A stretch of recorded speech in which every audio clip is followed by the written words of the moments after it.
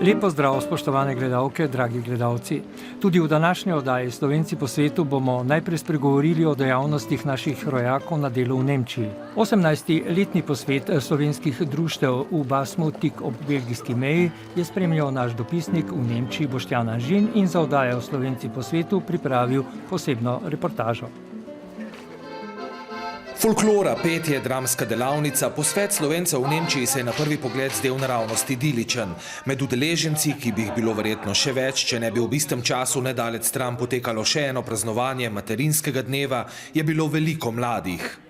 Je v bistvu možnost, ena od malih možnosti, kjer lahko govorim slovensko, kjer lahko slišim slovensko besedo, kjer lahko živim neko vrsto slovenstva oziroma en del slovenstva. Plešem folkloro, zakaj? Zato, ker je to tudi del naše kulture, zato, ker mi dela veselje, pa tudi, ker je malo športa vmes. Odrasla sem s folkloro, plešem folkloro od 5. leta že. Takrat sem bila najmlajša in sem imela svoje solo nastope in ne vem, to me vleče, to je en delček domovine na tujem in uživam v tem. A prihodnost marsikje po Nemčiji ni rožnata, slaba novica je tako prišla iz Berlina. Društvo Slovenija iz Berlina me je pooblastilo za priložnost tega posveta, da sporočim to žalostno novico, da se letos poleti društvo zapira, ostalo jim je samo 15 članov, nimajo več dovolj sredstev iz članarin za najemnino, tako da se zapira ena skupnost, eno združenje z 30-letno tradicijo. Septembra lani so praznovali teh 30 let, zdaj pa nažalost so prišli do konca. Jaz sem predsednik Slovenskega društva Maribor iz Hildna. Tudi tam imamo probleme. Starejši ljudje se vračajo, mlade je težko pridobiti note, ker mogoče smo takrat zaspali, ko so še bili malo manjši, danes so že starejši, imajo svoje nemške prijatelje, pa se družijo nekje drugje, tako da društva imajo problem z članstvom. Vidim, recimo Južna Nemčija je ta problem nekako rešila prej, z temi posveti za mlade, z folkloro.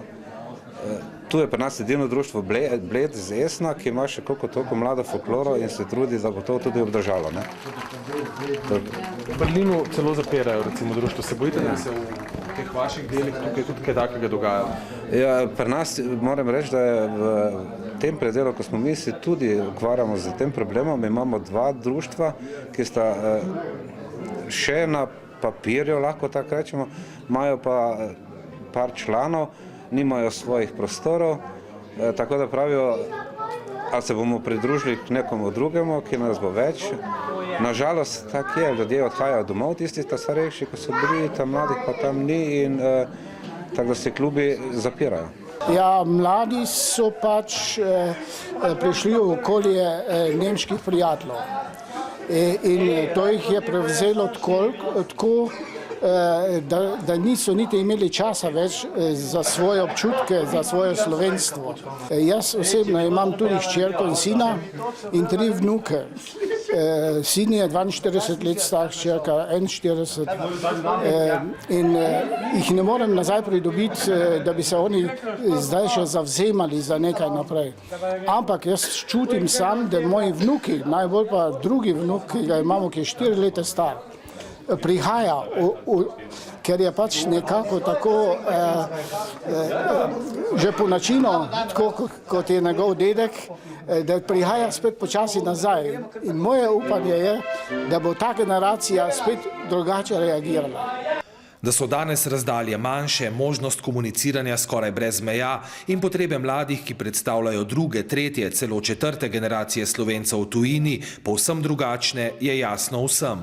Facebook, elektronsko povezovanje, športno, drugačna glasba, drugačna kultura. Jaz verjamem, da potem z leti se bodo te generacije morda zopet vračale k folklori, k narodni glasbi, k svojim koreninam.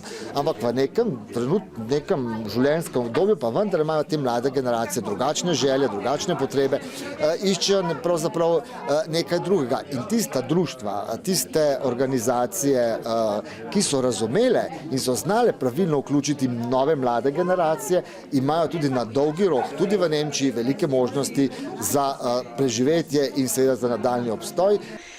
Saj mi na jugu, se pravi v okolici Študgarda, res poskušamo organizirati tudi zadeve oziroma srečanja, prireditve, ki bile tudi za mlade aktualne. Tako da se večkrat dobimo čisto na privat, na kakšnih takih srečanjih. Obiskujemo se za Švicari oziroma za Slovenci v Švici tudi precej pogosto, oni imajo tudi srečanja za mlajšo generacijo. In pa v Študgardu bo letos konec aprila, zadnji vikend v aprilu, že 6. posvet za mlajšo generacijo, bom rekla, Slovencev v Nemčiji. Na posvetu so znova gostili tudi Zvoneta Štrublja, dolgoletnega vodjo katoliške misije v Študgartu, ki zdaj deluje v državah Beneluxa. Tukaj v Nemčiji so neke strukture družbenega, socialnega življenja že dobro ustaljene, medtem ko v Bruslju oziroma Beneluxu, kjer delujem, bi rekel, vse skupnosti šele ustanavljajo tako v Bruslju, v Luksemburgu in v Hagu na Nizozemskem, kjer pridejo v spredje čisto drugi problemi kot tukaj v Nemčiji, ko so številčno še močni, lahko rečem, vsaj na nekaterih, po nekaterih krajih, medtem ko tam je, bi rekel, malo treba te ogorke nositi skupaj, da lahko še ta ogenj slovenstva malo plamti. Pomembna vez med Slovenci v Nemčiji so seveda tudi učitelji dopolnilnega pouka slovenskega jezika, ki pogosto dosežejo tudi otroke, ki z misijami in društvi sicer niso povezani. Zavedanje pomena znanja še enega jezika je vedno večje. Jaz sem sicer tudi v slovenščini poučevala nemščino in mi to poučevanje tujega jezika tu v Nemčiji pride kar prav, ko poučujem slovenščino, ki je dejansko za večino ljudi tuj jezik. Ne za čisto vse, ampak za večino ljudi. Ja, za nekatere ljudi je slovenščina kar velika vrednota, več je pa takih, vsaj v tem okolju to opažam, kjer je ta jezik bolj zdaj malo modna muha, ker Slovenija je le lepa dežela, kjer lahko lepo preživiš dopust. Tam sicer ne bi živeli, ampak vendarle pa fino, če se malo naučimo slovenskega jezika.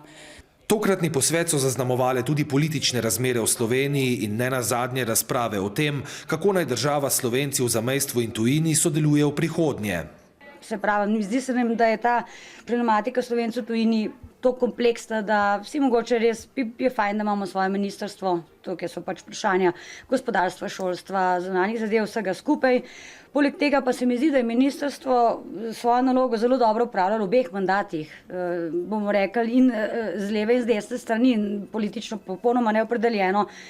In ne vem, zakaj bi zdaj neko tako stvar, kjer je dobro delovala, ukinjali. Tako da v bistvu plus se mi zdi tudi zelo pomembno za predstavnike tujih držav, je nek dober signal, da pride nek minister na obisk. Je popolnoma drugače se sliši, kot če pride sekretar.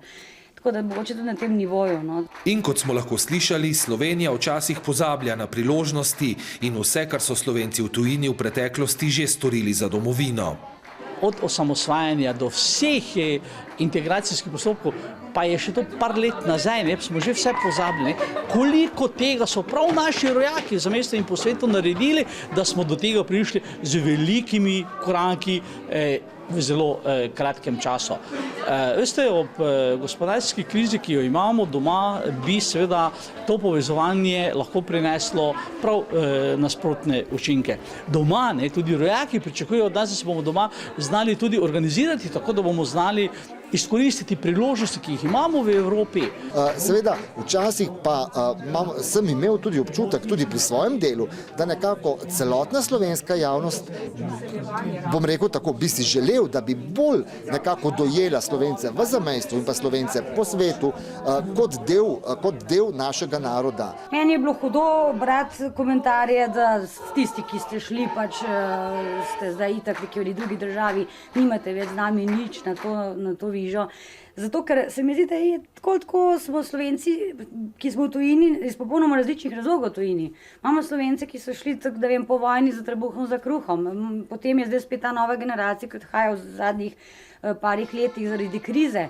In enostavno se ne da vse v isti koš metati. In mislim, da smo mi pomembni in da je tudi želja marsikaterega Slovenca, ki živi v tujini, da bi nekoč se vrnil nazaj. Nekateri že v času aktivne dobe še, drugače se pa Slovenci množično vračajo vsaj po upokojitvi. In to pomeni, da tudi ta denar, ki so ga nekje zaslužili, prinesel na domov v Slovenijo.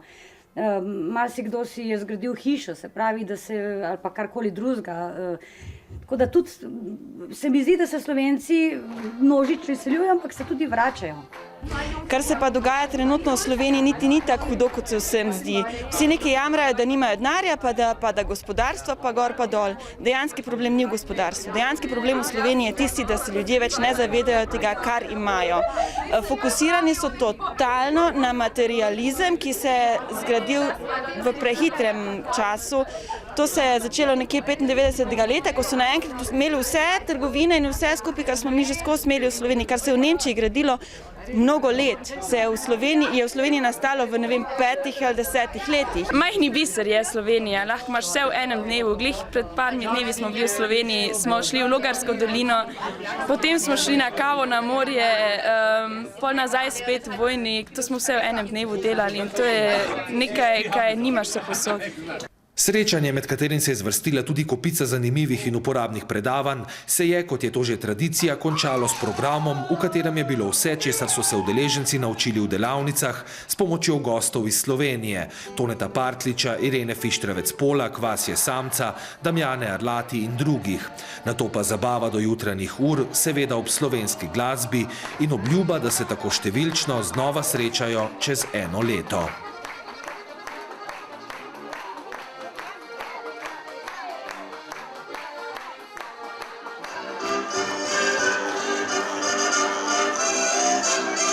Ostanimo še nekaj minut v Nemčiji, tokrat na jugu v Münchnu, kjer so se na srečanju Balkan predstavile številne folklorne skupine kulturnih društev zdomcev iz držav nekdanje Jugoslavije. Srečanja, ki je največji festival folklore v tej državi, so se udeležili tudi folkloristi Slovenskega kulturnega društva Lipa iz Münchna, kjer imajo poleg drugih dejavnosti tudi folklorno skupino. Ja, dober dan iz prestolnice Bavarske. Danes smo tukaj, bomo nastopali, ker so tukaj balkanski dnevi so. Drugače pa društvo, ja, lansko leto smo 20-letnico smo obhajali in smo se pripravili. Zdali smo bilten, povabili smo druga društva, iz Slovenije smo povabili tudi znane goste in skratka, deluje uspešno. Zdaj ste tukaj v folklori, kako pa je s folkloro? Sicer nastopate tudi na folklorijadah, a je težko dobiti člane za ples? Ja, pravzaprav težko, posebno mlade ljudi, ampak uspevamo še sodelovati in smo še skupaj. Ja. Koliko pa imate članov v društvu? V društvu imamo približno 200 članov. In prihodnost, kaj bi lahko rekli za prihodnost, za mlade, imate tudi tukaj težave? Tako je, kot v vseh ostalih društvih, tudi pri nas so težave pridobiti mlade. Starejši veliko se jih je vrnilo v Slovenijo in mlade malo težje dobiti, ampak kljub temu še vztrajamo in poskušamo jih pridobiti. Ko smo bili zadnjič tukaj pred kakšnimi 7-8 leti, so bili veliki problemi s prostori. Kako je zdaj?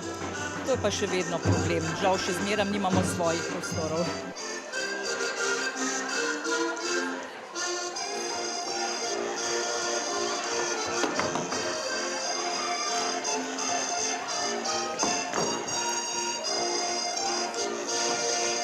Imamo 8 parov, naša folklorna skupina Lipa München, plešemo gorenjske, štajerske in prekmurske plese. Imamo enkrat na teden vaje in to v prostorih nemške osnovne šole. Kako pa je z samimi nošami? Tukaj je bilo včasih veliko težav. Noše smo vse 3 dali se zašiti v Sloveniji po merah in težav ni bilo. Zdaj pa imamo te noše, kaj vsak ima za sebe in eni so si kupili, druge so pa vse od društva. S kakšno pesmijo oziroma s plesom boste zdaj nastopili tukaj?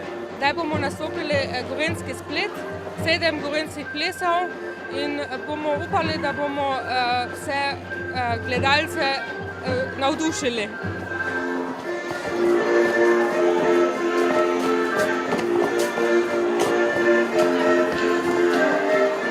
Prav srečanje Balkan je bilo ena redkih priložnosti, kjer lahko nastopijo tudi slovenske folklorne skupine. Druga bo nastop na jesenski tradicionalni folklorjadi, ki bo letos v Augsburgu.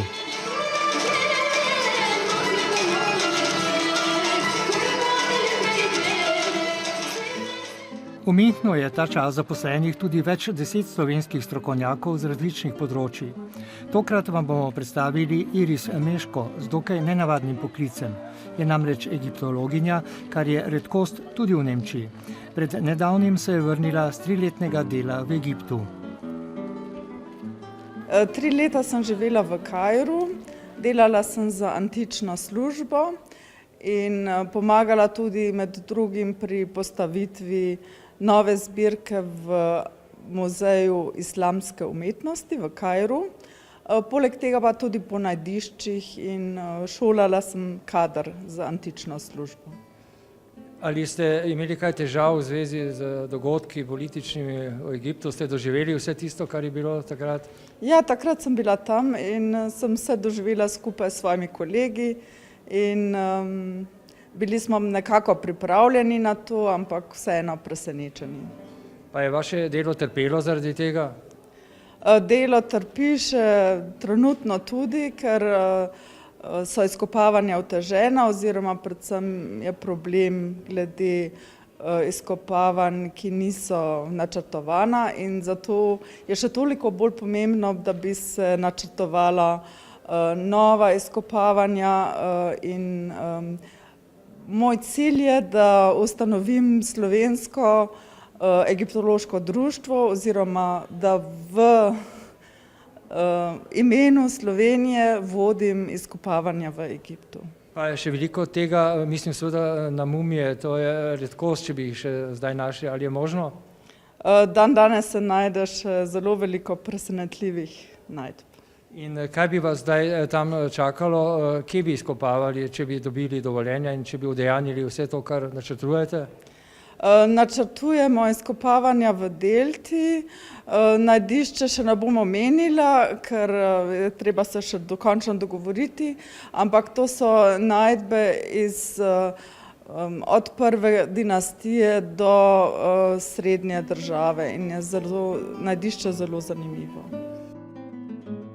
Iris Meško je postala znana pred desetletjem, ko je v Narodnem muzeju v Ljubljani restavrirala edino dobro ohranjeno mumijo, ki jo imamo v Sloveniji. Ja, zelo sem se potrudila, da je mumija ohranjena, da je antropomorfna krsta restavrirana. Šlo je za velik in uspešen restavratorski podvig, zato poglejmo nekoliko v zgodovino. Narodni muzej v Sloveniji hrani mumijo iz poznega obdobja. Ime je znano, iz Sahta, svečenik Amonovega svetišča in njegova antropomorfna krsta je bila v zelo slabem stanju, zato je bilo potrebno nujno restavrirati. Restavratorska dela, ki jih je vodil Miran Pflaum, so zaključena. Posneli so tudi zelo lep dokumentarni film o postopku restavriranja, ki ga je pohvalila celo kustodinja za egiptologijo iz Louvra, ki sem jo srečala na zadnjem kongresu.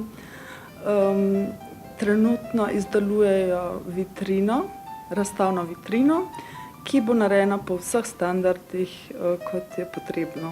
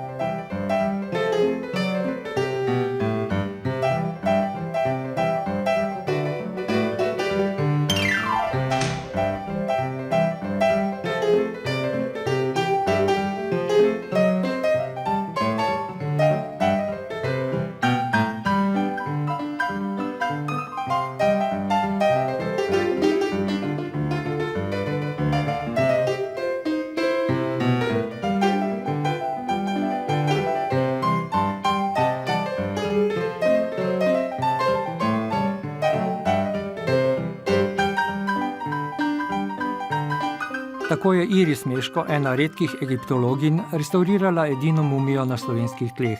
Sicer pa je Iris dejavna tudi na različnih drugih področjih. Kot baletna plesalka sem tudi izučena pedagoginja in poučujem ples, mlajšo generacijo. Edina ohranjena Duncan šola Isadore Duncan v Nemčiji se nahaja v Münchnu in to je meni v dobro. Sedaj načrtujemo projekt, da se združimo z vsemi baletnimi institucijami, ki še vodijo koreografije Isadore Duncan in se bomo srečali naslednji mesec v Parizu, skupaj strokovnjaki iz New Yorka, iz Londona in iz Štokholma. Slovenija sem še vedno povezana z Narodnim muzejem Slovenije, s katerim še vedno sodelujem. Več nameravam tudi hoditi v Koper in nasploh si že vedno želim strokovnih stikov. Zelo rada prevajam, ker moja mama je bila prevajalka, Bebjana Meško, in sem ponosna, da lahko njeno tradicijo, ki sem se preko nje naučila, nadaljujem. Pri Svetovnem slovenskem kongresu, konferenci za Slovenijo, so dobili novega predsednika, ki je sicer pred leti to funkcijo že opravljal. Gre za Francija Feltrina, ki ga poznajo številni rojaki in izseljenci po vsem svetu. Lani so pripravili več odmevnih prireditev, med katerimi sta izstopali konferenci mladih in novinarjev iz sveta in Slovenije. Konferenca iz sveta in domovine je bila zelo zanimiva. Bila je prvič, nas so gostili na radio televiziji Studio 17 in se je udeležilo veliko naših zdomcev oziroma Slovencev zunaj, ki delajo v novinarstvu. Zanimivi so bili tudi mladi, ki delajo v novinarstvu, posebno ena mlada novinarka, ki dela za Al Jazeera in je tudi prišla direktno iz arabskega sveta k nam na novinarsko konferenco in je pripovedovala, kaj tam novinarji smejo in kaj ne, tam je seveda strogo. Smo imeli pa tudi predstavnike Corriera della Sera, ki delajo Slovenci tam, ki so študirali v Sloveniji in so odšli in so zelo uspeli.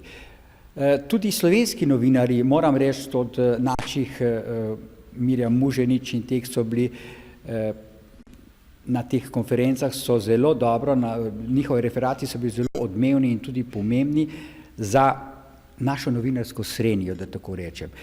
Včasih mislim, da ko zdaj poslušam in berem časopise, da od tega kaj dosti ni ostalo. Povejte nam, kaj pa načrtujete za leto, ki se je pravkar začelo, za leto 2013, katere točke bodo pomembne pri delu Slovenskega svetovnega kongresa? Ja, Slovenski svetovni kongres ima že nekako, bi rekel, železen repertoar in že po 3 letih pridejo letos na vrsto konferenco zdravnikov, ki bo v juniju, v začetku junija, potem pa konferenca znanstvenikov in gospodarstvenikov. Te dve konference sta nekako ustaljene in odmevne.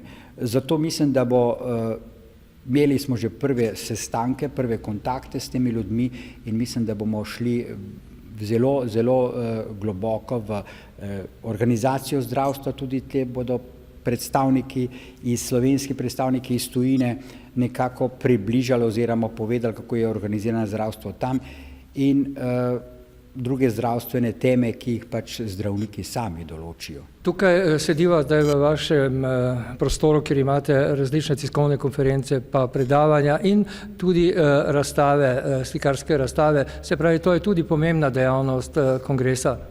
Ja, tudi slikarske razstave, zato razmišljamo, da bi tudi konferenca likovnih umetnikov organizirali. Seveda je to vedno večje vprašanje za nas, ker finančnih sredstev je vedno manj nam država oziroma jih dobimo na teh državnih razpisih, tako da moramo si pomagati sponzorji, kar je pa vedno težje.